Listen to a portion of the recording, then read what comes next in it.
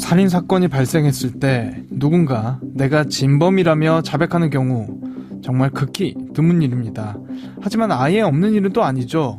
오늘 들려드릴 이 사건 같은 경우도 수사 초기 진범이 자백을 했던 그런 케이스였죠. 자수하러 왔습니다. 예? 자수한다고요? 아니, 무슨 자수를 하신다는 거죠? 한 달 전에 덕현리에서 난 살인사건이요. 아, 그 사건? 그거 제가 그랬어요. 돈을 좀 빌리려고 했는데 절대 안 된다고 하셔서 순간적으로 화가 났어요. 할머님이 저를 딸처럼 아껴주셨는데 죄송합니다.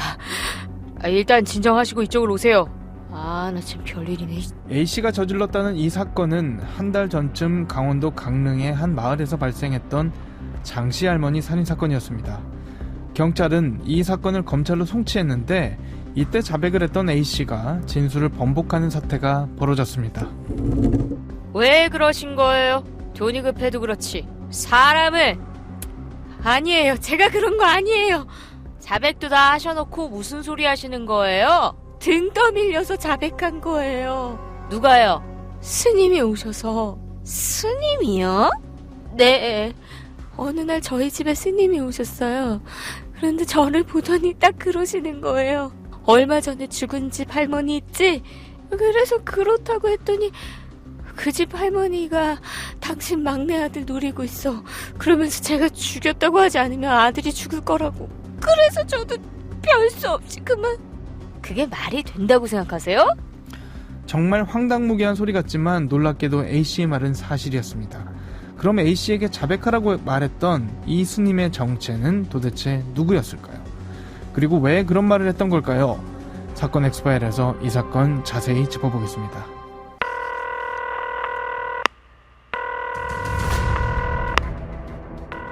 사건은 보이는 것보다 가까이 있다.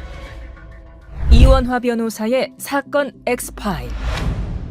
안녕하세요. 이원화 변호사의 사건 엑스파일 이원화입니다. 오늘도 로엘 법무법인 이현태 변호사와 함께합니다. 변호사님 어서 오세요. 안녕하세요. 로엘 법무법인의 이현태 변호사입니다. 거의 20년 전에 발생했던 사건입니다. 강원도 강릉의 한 마을에서 있었던 일이죠? 네, 그렇습니다. 이 사건은 2005년 5월 13일 강원도 강릉의 한 산골 마을인 구정면 덕현리에서 발생을 했습니다. 당시 69세였던 장씨 할머니가 숨긴 채 발견되었죠. 할머니를 찾아갔던 주민이 범행 현장을 발견했다는 건데 진짜 놀랐을 것 같아요. 네, 할머니를 처음 발견한 것은 이웃 주민이었는데요. 그 이웃 주민은 경찰에게 현관문과 안방문이 열린 채 TV 소리가 들리는데 인기척이 없어 방 안으로 들어가 보니 장씨 할머니가 숨져 있었다라고 진술을 했습니다. 네. 이 숨진 할머니의 모습은 정말 참혹했는데요. 얼굴은 포장용 노란색 테이프로 칭칭 감겨 있었고 손과 발은 전화선 등으로 꽁꽁 묶여있는 상태였습니다. 그리고 집안을 살펴보니 안방 안에 있던 장롱 서랍은 모두 열려 있었는데 금반지를 비롯한 78만 원 상당의 기금속은 사라진 반면 3천만 원이 들어있던 통장과 도장 그리고 현금은 그대로 남아 있었습니다. 네. 이후 할머니의 사인을 밝히기 위해 부검이 진행됐는데요. 부검 결과 할머니의 사인은 기도 폐쇄와 갈비뼈 골절로 확인이 되었습니다. 이를 근거로 경찰은 범인이 테이프로 할머니 얼굴을 감아 숨을 못 쉬게 한 뒤 저항하는 할머니를 무차별적으로 폭행해 숨지게 했다고 보았습니다. 목격자는 혹시 없었습니까? 네, 당시에 목격자도 없었고 현장 주변에는 CCTV도 없었습니다. 경찰이 범행의 단서를 찾기 위해 정밀 감식을 진행했지만 범인이 지문, DNA 등 흔적을 다 지우고 도주했는지 특별한 단서가 나오진 않았습니다. 네. 당시 경찰이 17개의 지문을 확보하긴 했는데 감식 결과 할머니나 할머니의 가족들 것으로 확인이 되어서 수사에는 큰 도움이 되지 못했습니다. 그런데 이때 아주 중요한 단서 하나가 발견됩니다. 어떤 거였습니까? 바로 숨진 할머니의 얼굴을 감고 있던 그 포장용 테이프 심지에서 1cm 길이의 흐릿한 쪽지문이 발견된 것입니다. 네. 이 포장용 테이프가 원래는 동그랗게 말려 있고 안에는 종이로 된 심지가 있죠. 테이프를 뜯어서 자르려면 속지를 자꾸 잡아 당겨야 되는데 이 과정에서 지문이 남은 것으로 보였습니다. 네. 아마도 저항하는 할머니의 얼굴을 테이프로 감으려고 하는데 얼른 속지가 잘 떨어지지 않자 장갑을 벗고 맨손으로 떼는 과정에서 범인의 지문이 찍힌 것으로 추정이 됩니다.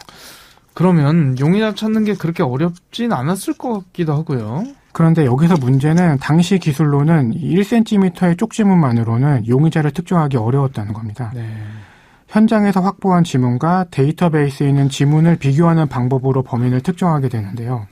이때 지문에 끊긴 점이나 곡선을 비롯해 13가지 특징점이 뚜렷하게 나와야 범인을 찾을 수가 있습니다.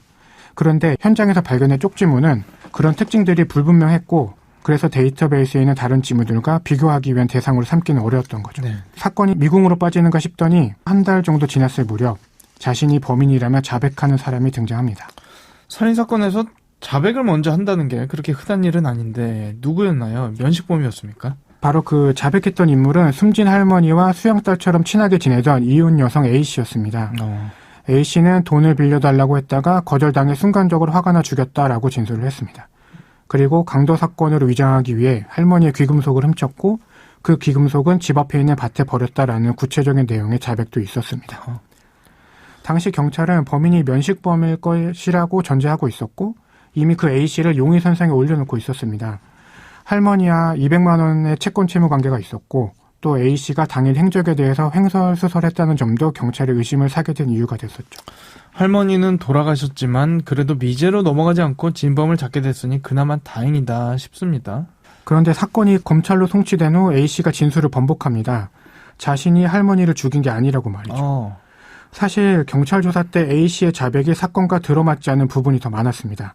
훔친 귀금속은 집 앞에 있는 밭에 버렸다라고 했는데 아무리 뒤져도 발견되지 않았었고 A씨가 썼다고 주장하는 범행 도구와 현장에서 발견된 범행 도구도 서로 달랐던 것이죠. 또 세 차례에 걸친 거짓말 탐지기 조사가 진행이 됐으나 이때에도 혐의가 드러나지 않았었습니다. 네네. 그럼에도 불구하고 경찰은 이 사건을 A씨를 용의자로 보고 검찰에 송치했던 겁니다. 아니 정신 나간 사람도 아니고 왜 그랬답니까? 살인이 무슨 장난도 아니고 자기가 죽이지도 않은 사람을 왜 죽였다고 했던 거예요? 이 A씨가 자백하게 된 이유는 사실 더 황당합니다.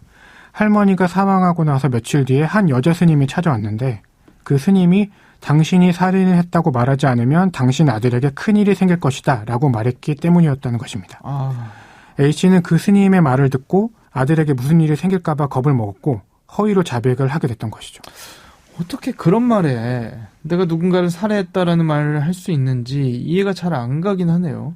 말씀하신 것처럼 이 사건에는 선뜻 이해가 가지 않는 부분들이 많이 등장을 합니다. 그중 하나가 이 A씨에게 허위 자백을 하도록 한 여자 스님이 바로 사건을 수사하고 있던 담당 형사의 친누나였다는 겁니다. 네?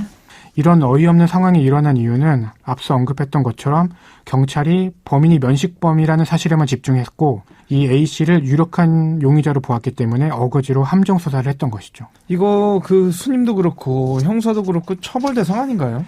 형사와 누나가 A씨에게 허위의 진술을 강요한 것으로 볼 수 있기 때문에 강요죄나 직권남용 권리 행사방해죄 정도를 생각해 볼 수 있을 것 같습니다. 어찌됐든 A씨의 혐의를 인정할 만한 다른 증거도 딱히 없었기 때문에 유력한 용의자였다는 A씨가 용의 선상에서 제외되자 수사는 사실상 중단되었습니다. 결국 미제로 남게 된 것이죠. 이 사건이 거의 20년 전에 발생한 일이잖아요. 요즘 과학기술이 엄청 좋아져서 몇십 년 전 DNA로 사건 범인을 찾아내고 이게 가능해진 시대 아닙니까?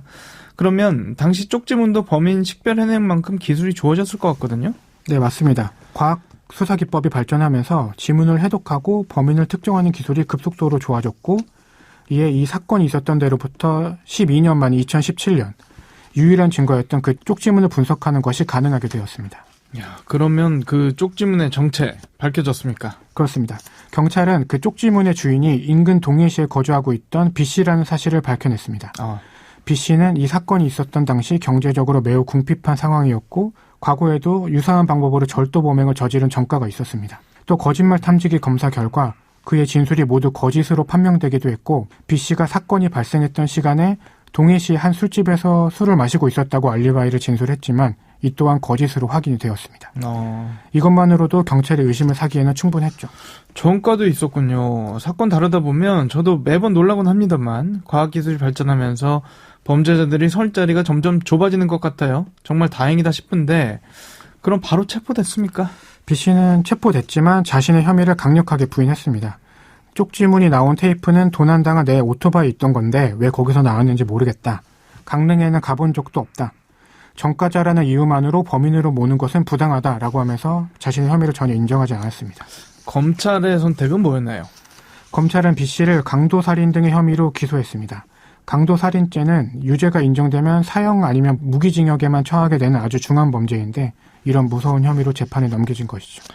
당시 1심이 국민참여재판으로 진행됐다고 들었는데 결과가 어떻게 나왔습니까? 1심에서 재판부는 B씨에게 무죄를 선고했습니다.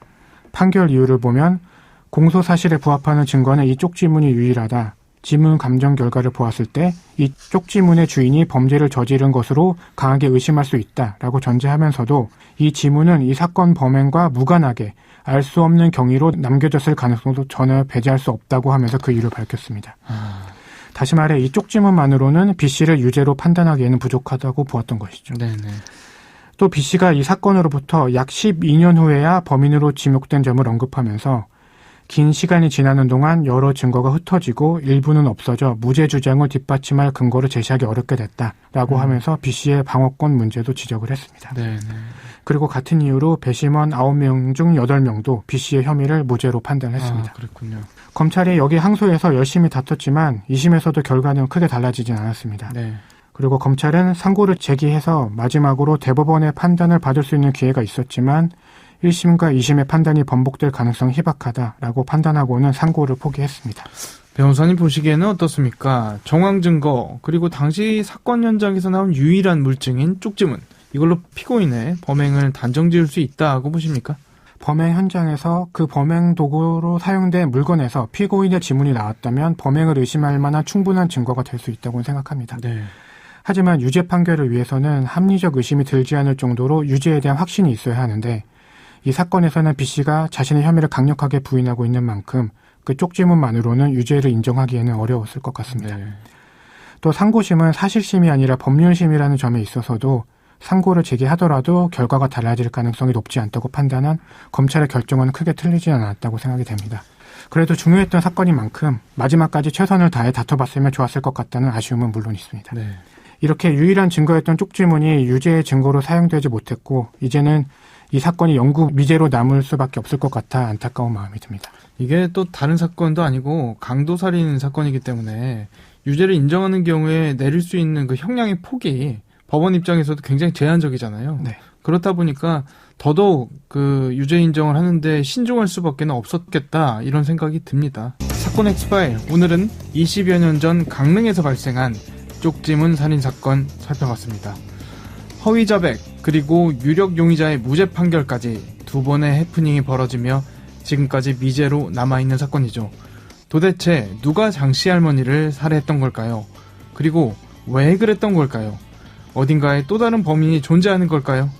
미제 사건 중에서도 유독 물음표가 많이 생기는 그런 사건이었던 것 같습니다. 오늘 저희가 준비한 내용은 여기까지입니다.